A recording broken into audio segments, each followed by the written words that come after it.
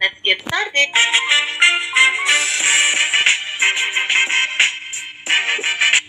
Nah, selanjutnya kita bakal bahas golongan obat ketiga, yaitu kortikosteroid.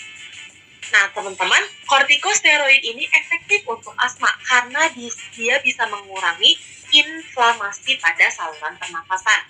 Kemudian udem akan berkurang dan sekresi mukus ke dalam saluran nafas pun akan berkurang. Kortikosteroid ini kita bagi menjadi 2 sediaan, yaitu yang pertama ada inhaler dan yang kedua ada sistemik.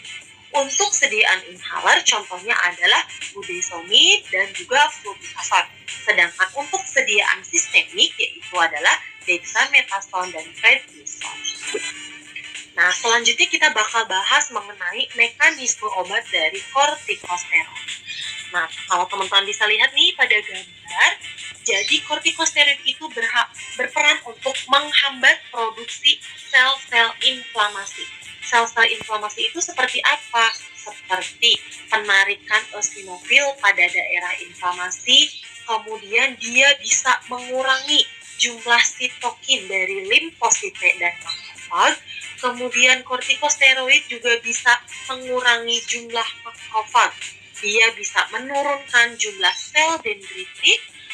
Selain itu, kortikosteroid juga bisa mempengaruhi sel-sel yang memiliki struktur, seperti menurunkan jumlah mediator inflamasi dari sel-sel epitel, kemudian dia bisa mengurangi kerusakan pada sel endotel, kemudian menurunkan jumlah sitokin pada sel otot saluran pernapasan, dan dia bisa mengurangi sekresi mukus, sehingga saluran nafas tidak akan terhambat oleh mukus. Kalau kita bisa lihat, ternyata banyak sekali efek-efek yang bisa dihasilkan dari golongan obat-obatan kortikosteroid. Nah, ternyata kortikosteroid juga memiliki beberapa efek samping. Di sini kita bisa kelompokkan kalau yang untuk budesonide inhaler. Biasanya nih, efek samping yang sering terjadi adalah sariawan ataupun kandidiasis oral. Kemudian sakit tenggorokan, iritasi mulut dan tenggorokan, bahkan bisa menyebabkan batuk. Kemudian untuk per oral seperti dexamethasone oral, dia bisa menyebabkan gangguan pencernaan, kemudian mual dan juga muntah. Nah, biasanya nih teman-teman, kalau penggunaan budesonide inhaler, kita harus selalu memberikan saran untuk membilas mulut dengan air atau menyikat gigi setelah penggunaan inhaler untuk mencegah atau mengurangi resiko efek samping dari kandidiasis oral. Kadang-kadang nih teman-teman, pemberian kortikosteroid juga bisa diberikan secara topikal, seperti tadi ya yang budesonide inhaler itu. Tapi efek sampingnya harus tetap diperhatikan. Nah, kemudian golongan keempat ada mast cell stabilizer. Mast cell stabilizer ini terbagi menjadi beberapa bentuk sediaan. Ada yang berbentuk inhaler common dan ada juga yang sifat oral. Nah, contohnya nih dari inhaler common itu seperti natrium cromolyn.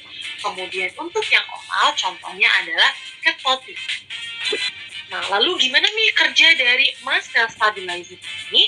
Nah, kalau teman-teman bisa lihat lagi di gambar, teman-teman lihat ada antigen. Antigen itu contohnya misalnya debu, terus ada juga kan pasien yang tidak bisa tahan terhadap serbuk sari dan sebagainya. Jika antigen ini muncul nih di dalam tubuh, maka formasi antibodi akan terbentuk. Formasi antibodi yang terbentuk ini akan menempel pada sel mast.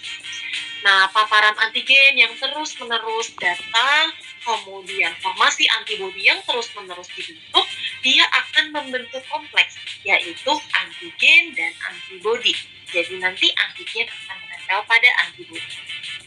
Nah, kemudian tadi nih teman-teman, antibodinya itu akan menempel pada sel mast, sehingga akibat antibodi banyak yang menempel pada sel mast, kemudian antibodi tersebut juga telah mengikat atau telah membawa antigen, maka akan terjadi degranulasi pada sel mast, sehingga sel mast akan melepaskan melepaskan apa? Mediator pada saluran nafas.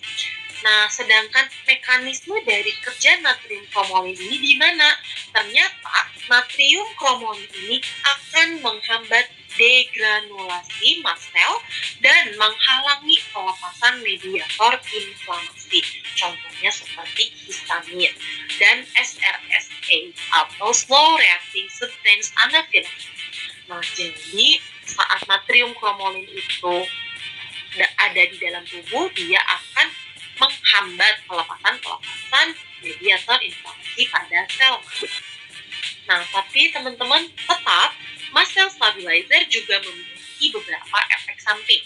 Contohnya nih, untuk yang efek samping pada penggunaan natrium kromolin, dia bisa menyebabkan iritasi tenggorokan, kemudian batuk. Nah, untuk natrium kromolin ini kita bisa anjurkan untuk cara pemakaian. Yang pertama, pemakaian perlu digunakan secara teratur agar dia bisa memiliki efek yang baik. Kemudian biasanya nih teman-teman, dosis awalnya itu 2 semprotan atau 2 pump. Kemudian biasa digunakan 4 kali sehari. Nah, yang harus diperhatikan adalah pasien tidak boleh tiba-tiba nih berhenti menggunakan inhaler ini karena dapat menyebabkan gejala akan timbul kembali.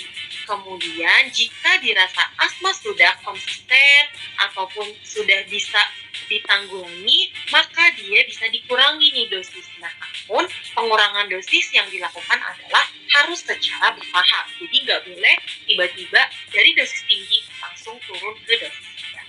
Semua dilakukan harus secara bertahap. Nah, yang keempat adalah leukotriene modifier.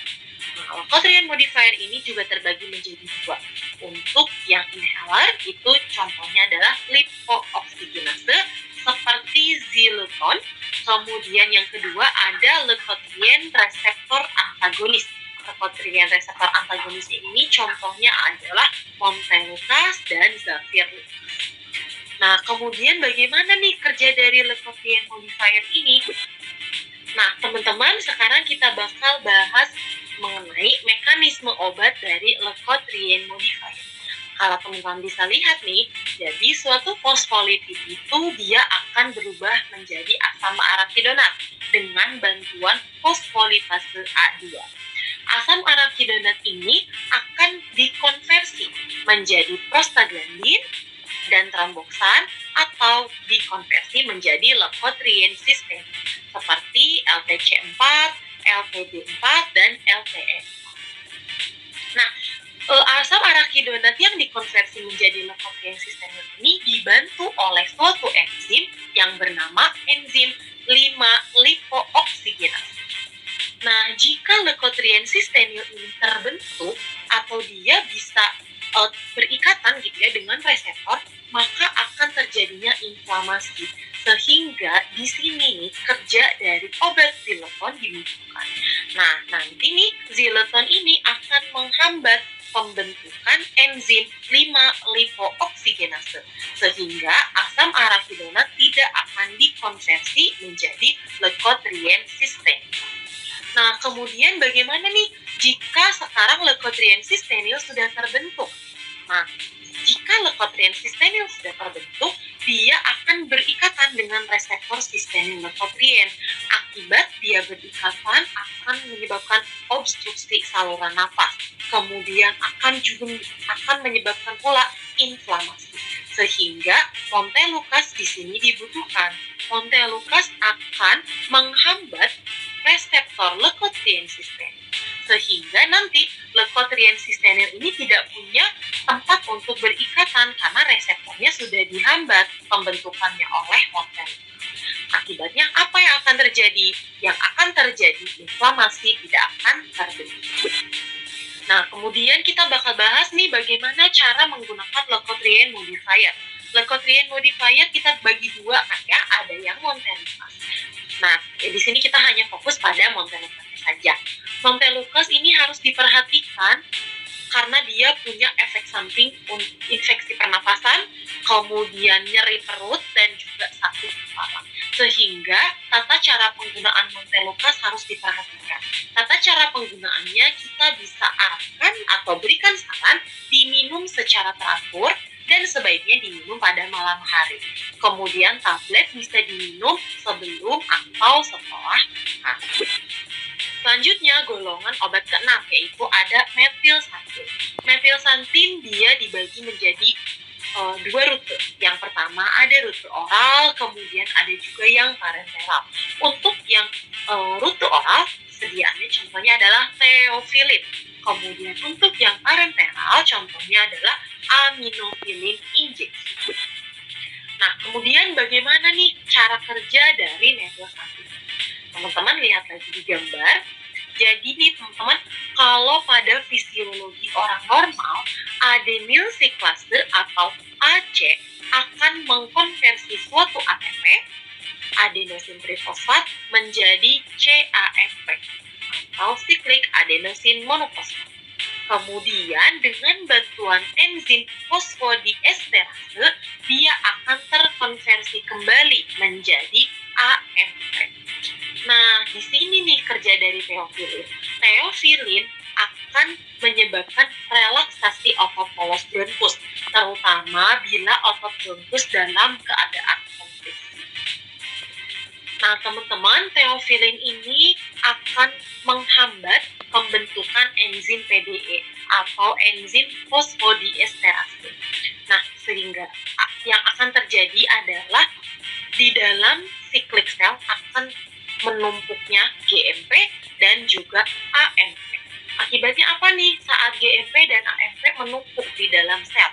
Yang akan terjadi adalah relaksasi otot polos, termasuk otot polos pada bronkus. Kemudian golongan obat yang ketujuh yang akan kita bahas adalah golongan antibodi monoklonal. Antibodi monoklonal ini dibagi menjadi dua jenis obat. Yang pertama ada anti-IgE antibody, yang kedua ada interleukin inhibitor. Untuk anti-IgE antibody adalah omalizumab, kemudian untuk interleukin inhibitor adalah mepolizumab. Nah, kemudian kita bakal bahas nih bagaimana kerja dari antibodi monoklonal. Jadi, antibodi monoklonal atau yang kita fokus bahas di sini adalah omalizumab. Dia akan menghambat IgE bebas. Ya, dia akan menghambat nih pembentukan IgE bebas sehingga ikatan IgE dengan sel akan berkurang. Kemudian, omalizumab ini bisa mengurangi pengikatan IgE ke reseptor yang memiliki afinitas tinggi, sehingga dia akan mengurangi pelepasan mediator inflamasi, kemudian akan mengurangi inflamasi alergi, sehingga eksaserbasi asma atau keparahan asma tidak akan terjadi. Nah, teman-teman, antibodi monoklonal ini ternyata punya efek samping, seperti nyeri terutama bagian persendian, kemudian sakit kepala.